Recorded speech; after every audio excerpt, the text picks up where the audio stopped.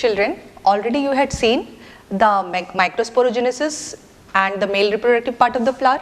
We will continue again in the same chapter, that is the pistil. Pistil, it is known as the female reproductive part of the flower. What is a pistil? Pistil, it can also be called as a carpel. Many carpels form the pistil, it is vice versa. So what is a carpel? Carpel consists of a basal pollen part, a slender axis and the receptacle or the place where the pollen grains fall. This is a typical pistil, that is the female reproductive part of the flower. This is known as the stigma, the style and the ovary. All three, this comprises the carpel or the pistil. Actually the carpel, it is a modified leaf. The leaf is modified as it is folded along the margin. It forms the ventral suture. Then on the dorsal suture, along the midrib, this is the place where placentation will take place. It is the place where which ovules get attached to the ovary, that is placentation. You had already done in 11th standard, sorry, you have done placentation, that is the attachment of ovules with the ovary. Ovary is the fruit, ovules are the future seeds. So, how does the carpels, what are the types of carpels which are taking place? Based on the position of the carpels or how the carpels are there in the flower, it can also be known as the apocarpus or syncarpus. Apocarpus, carpel means what? All the carpels, they will be separated. All the carpels are separated. That is apocarpus. Syncarpus means the carpels are fused. All the carpels are fused. If it's a single, like this is a single, it is a fused, a single ovary. If there are multiple carpels, suppose there are multiple carpels, again they are fused. You can see it is fused and there is a common ovary. So this is syncarpus, that is fused. Syncarpus means fused. Apocarpus means free. It is free. Based on that, if we see how it will be when the ovules are there in the apocarpus, there will be different locules inside the ovules. See, you can see that these are separated. But if it is a syncarpus, how it will be there? Although their locules will be separated, like it is tetralocular, 1, 2, 3, 4. It is tetralocular, but all are enclosed within the same. Like suppose here is one ovule, here one ovule, here one ovule, here one ovule. Like as you see in citrus fruits, lemon. See, it is tetralocular. Locules are there, 4 locules are there, but it is syncarpus. It is fused. So that is what is meant by syncarpus. And here you can see there are 3 locules, 3 separate locules, and ovaries, these are also separate. These are not fused. Apo means free. That is how the pistil is taking place. Now, how does the arrangement of ovules takes place? How ovules are formed? What is megasporogenesis? Earlier you had seen microsporogenesis, that is formation of pollen grain. Now we will see megasporogenesis.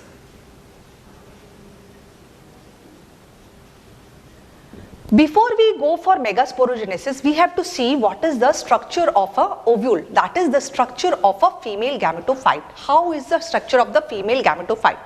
When we see that there are so many types of ovule based on the position, like that is orthotropous ovule, anatropous ovule, campylotropous ovule,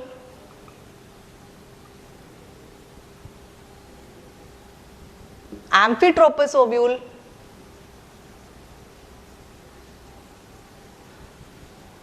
and cercinotropous ovule. Cercinotropous ovule. There are 5 types of ovule. There are 5 types of ovules. But if we see, mostly we are dealing with the ortho and the anatropous ovule. Orthotropous ovule means it is open from the above. Ortho. This is the position, micropylar position. It is open from the above. Anatropous, just the opposite. On anatropous, just the opposite.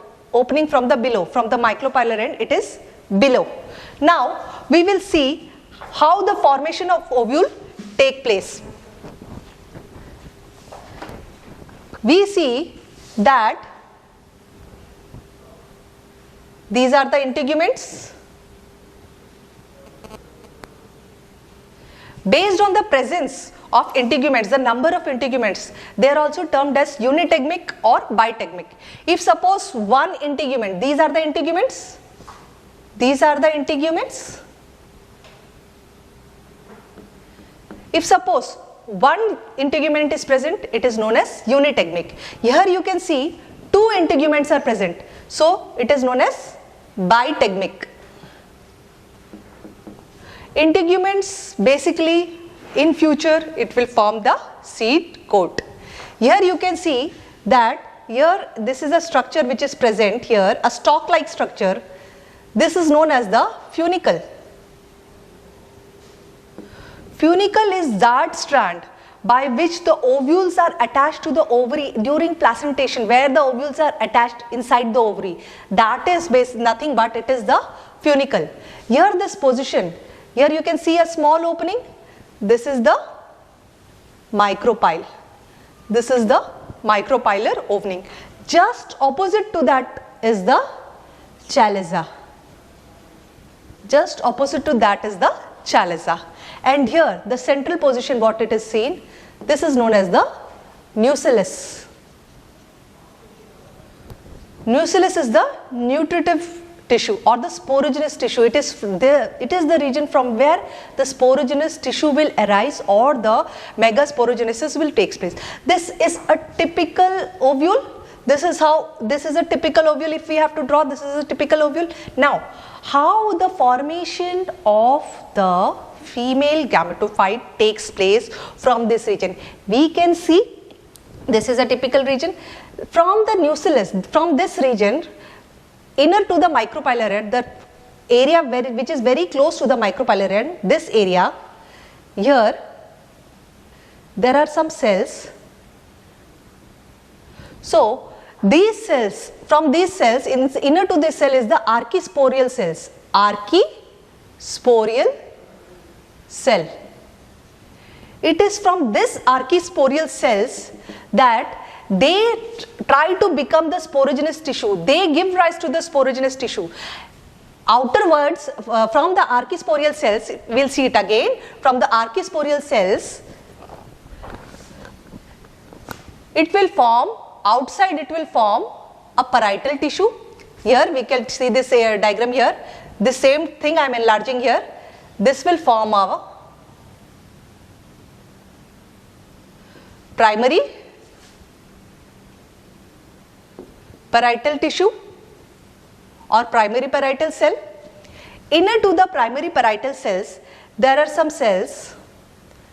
There are so many cells inner to the primary parietal tissue. One such cell will start to function as the megaspore mother cell. Any one cell, it is not that a particular cell will form as a megaspore mother cell. Any one cell will start, it will enlarge in size because it is present in the nucellus only.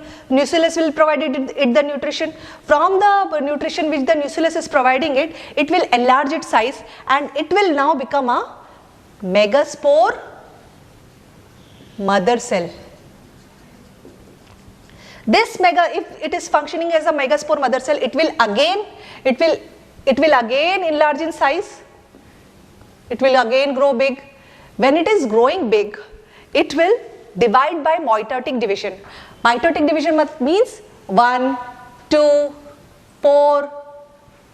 Similarly, it has formed 4 haploid cells. It has come from the diploid structure, that is nucellus. It is the diploid or the sporogenous structure. Then the megaspore. Megaspore underwent reduction division. 4 haploid megaspores were formed. Of the 4 haploid megaspores, the 3 megaspores degenerate. The top 3 megaspores will degenerate. We are left with only 1 megaspores. We do it again.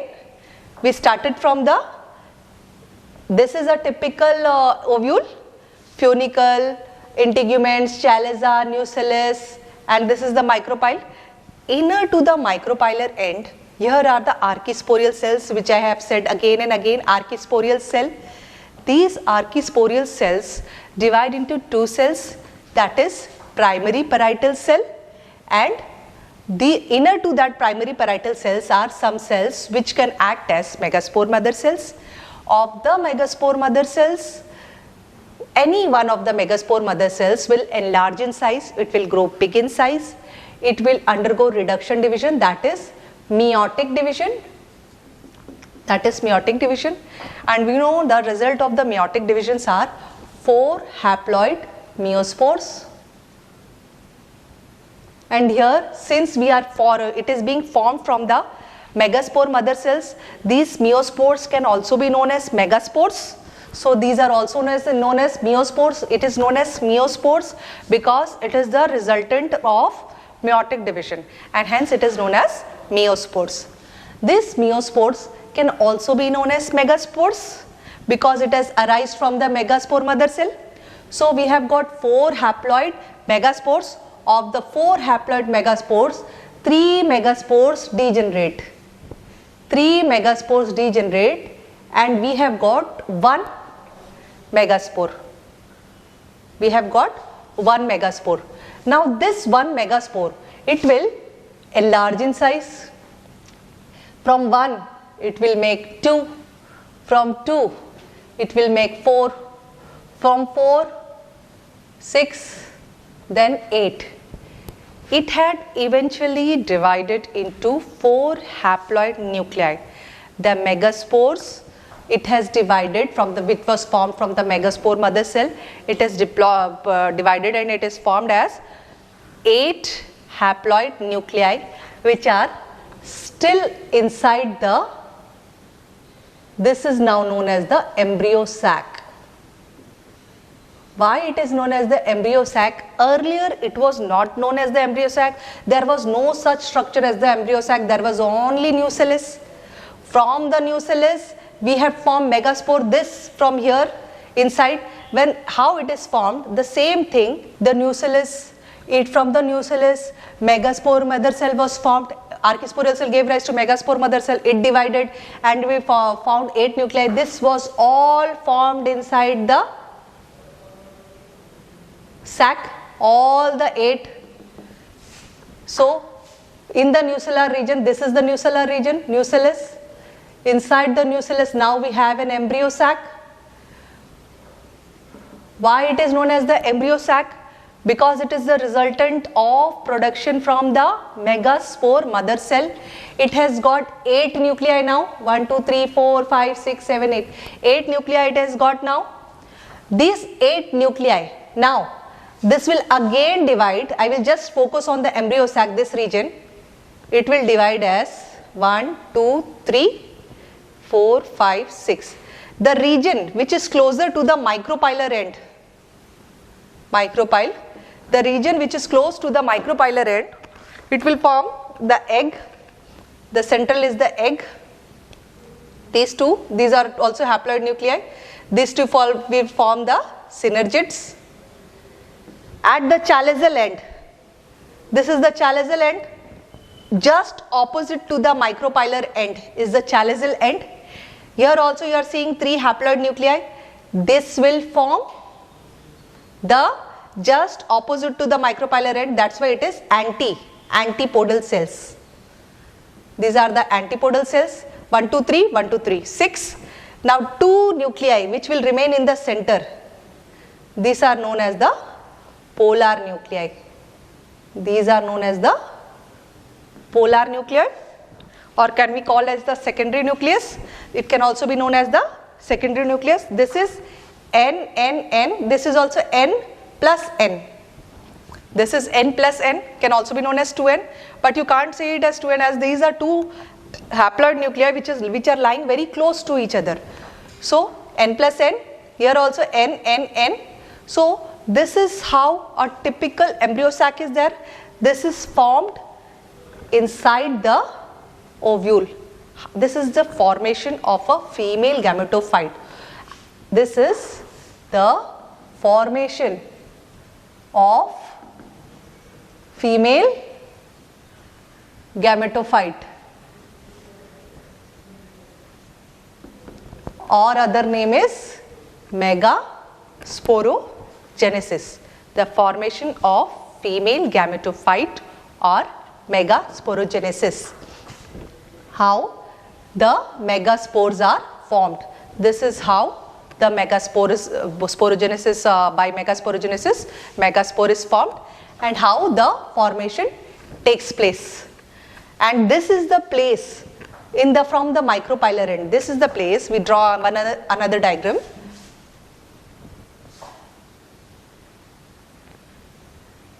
This is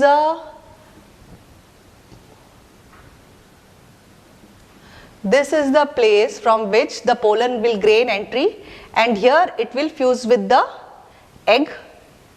One of the male nuclei will fuse with the egg. You had already seen the pollen grain formation. Two male nuclei are formed which will land on the stigma of the flower. Via the pollen tube, it will gain entry. It will gain entry towards the micropylar end from here.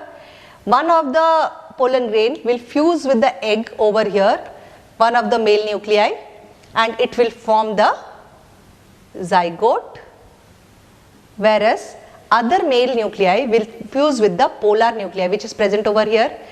This is N, this is N male nuclei, so hence zygote will be 2N structure.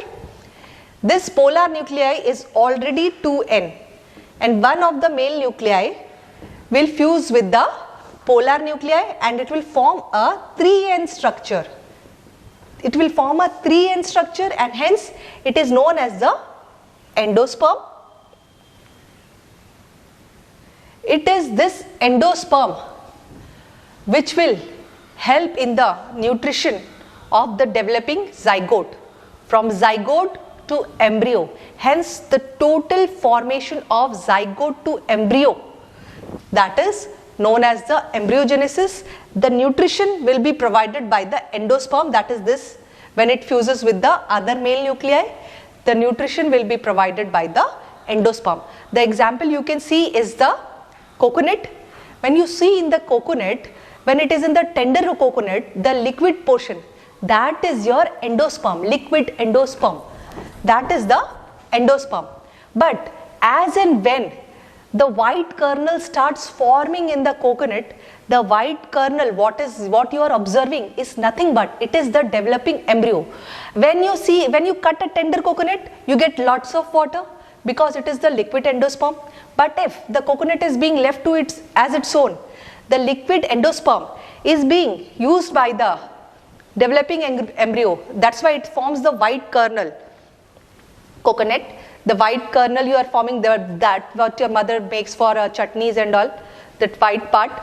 That white part, if again it is left on its own, means you are not taking that coconut also, after some time what you will see, a plant will develop, a shoot will develop from that coconut. That itself says that it is the embryo, now it has grown into a plant. Hence, this is how it takes place. This is the formation of megasporogenesis and how the further fertilization will take place.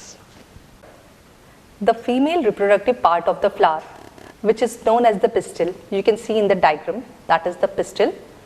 It consists of stigma, style and ovary. Stigma is the receptive part which will receive the pollen grain. Then the style, that is the slender part, that is the style. And then is the swollen part, basal part, which is the ovary. If you see carefully in the diagram, the pollen grain which falls on the stigma, and with the help of a pollen tube, it is being transported inside the ovule. If you see inside the ovary, the ovule, egg inside the ovule. Here the pollen grain is transferred. Next you see that there are two types of ovary in flowers, that is the apocarpus and the syncarpus. Based on the position there are three types, that is epigynous, hypogynous, perigynous, but types of ovary in flowers are two types, either it will be apocarpus or it will be syncarpus. If you see in the apocarpus, there are two different ovules. You can see ovules, there are two ovules. But in the syncarpus, if you see, locules are separate, but they are enclosed within the same ovary, that is syncarpus, fused. Next, if you see, this is the diagram of the apocarpus, how the different pistils are there and they are separate. You can see the basal part, then all the apocarpus flowers. Again, in the syncarpus, if you see, although they have got different carpels, the top you can see the carpels are separated, but when it merges, all are being merged and they are forming a common basal part, the ovary. They are fusing together through the common basal part, they are coming and fusing, and this is known as the syncarpal gynoecium. Female gametophyte, the diagram which shows the female gametophyte. In this diagram you can see how from the megasporogenesis takes place, and how the microsporogenesis also is given in this diagram. Megasporogenesis is also given in the diagram. In the megasporogenesis, what you see, of the 4 megaspores which are formed, it is one megaspore is functional, which undergoes meiotic division. After that, this functional megaspore, which was derived from the megaspore mother cells, which is a haploid structure now, megaspore, it divides by mitotic division and it forms 8 haploid nuclei. The megaspore, which was the functional megaspore, it forms 4 haploid nuclei. Of the 4 haploid nuclei, every nuclei is originating and it is assembling as such. If you see, the nuclei, haploid nuclei, 3 haploid nuclei are formed near the micropylar end, of which one forms the egg cell and other 2 forms the synergid. Just opposite to the micropylar end, the chaliceal end, it forms the 3 antipodal cells. All the 3 are haploid. Then in the center you see the polar nuclei, which is n plus n, that is the 2n. So total 8 haploid nuclei are present inside the embryo sac, of which when the pollen grains falls on the stigma, the pollen grain falls as 2 vegetative cells, generative cells you have already seen in the previous class, of which the vegetative cell will degenerate and the generative cell will give rise to 2 haploid nuclei, of which 2 male nuclei, of which one will fuse with the egg cell and it will form zygote, which is a diploid structure 2n.